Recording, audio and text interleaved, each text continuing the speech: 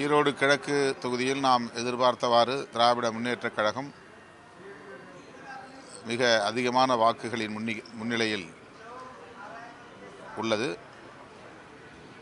எதிர்பார்த்த வெற்றியை திமுக கூட்டணி திமுக பெறும் என்று நம்புகிறேன். திருப்பரங்குன்றத்தில் தொடர்ந்து சர்ச்சைகளுக்குரிய விஷயங்களாக இருந்தது. முதல்ல நல்லிணக்கமாக இருந்தது மத பிரிவினைக்கு தூண்டுற மாதிரி நிகழ்ச்சிகள்.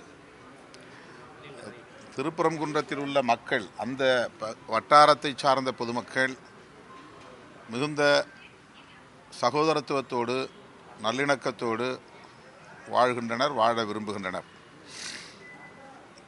பாரதிய ஜனதா உள்ளிட்ட சங் பரிவார் அமைப்புகள் இதை ஒரு வாய்ப்பாக பயன்படுத்தி கொண்டு தமிழகத்தில் சமூக பதற்றத்தை ஏற்படுத்த முயற்சிக்கிறார்கள்.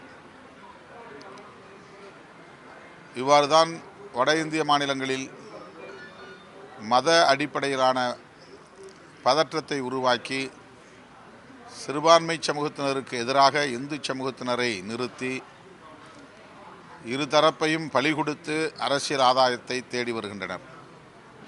இதில் இந்து சமூகத்தை சார்ந்த பொதுமக்கள் எச்சரிக்கையாக இருக்க வேண்டும். இந்து சமூகத்தை சார்ந்த பொதுமக்களின் இதர பிரச்சனைகளுக்கு, அடிப்படை வாழ்வாதார பிரச்சனைகளுக்கு குரல் கொடுக்காத பாஜக இதுபோன்ற கோவில் மசூதி பிரச்சனைகளை மட்டுமே உயர்த்தி பிடித்து மதவெறியை தூண்டி வன்முறைக்கு வித்திடுவது, மோதல்களை உண்டு பண்ணுவது, இரத்தக்களரியை ஏற்படுத்துவது என்கிற வழிமுறைகளைத்தான், உத்திகளைத்தான் அவர்கள் கையாண்டு வருகின்றனர். எனவே மிக எச்சரிக்கையாக இருக்க வேண்டும்.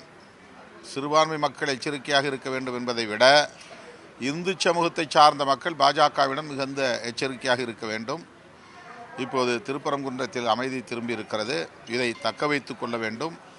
மதவெறியர்களை அனுமதிக்கக்கூடாது, அதற்கு இடம் கொடுக்கக்கூடாது என்று விடுதலை சிறுத்தைகள் கட்சியின் சார்பில் இந்து சமூகத்தை சார்ந்த அனைத்து தரப்பு மக்களுக்கும் நான் வேண்டுகோள் விடுக்கிறேன்.